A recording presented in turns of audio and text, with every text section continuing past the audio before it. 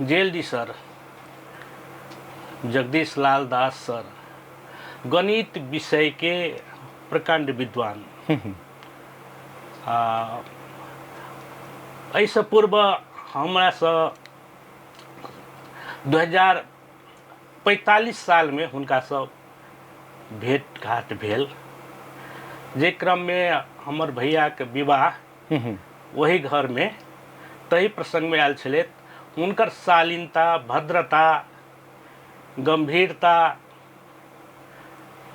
Professor छथिन बुझ कऽ हमहूँ ओहि टाइम में लहान कॉलेज में कार्यरत रही। जी जी। तई समय में हुनका से जे गप भेल, हुनका से बहुत प्रभावित भेलहुँ। अच्छा।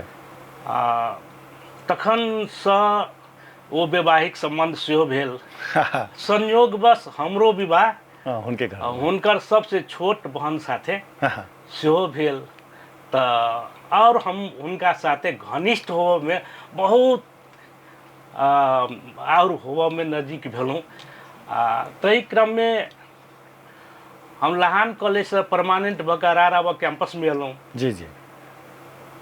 आब में कहल जाओ प्रत्यक्ष अप्रत्यक्ष रूप में हुनकर योगदान छनि।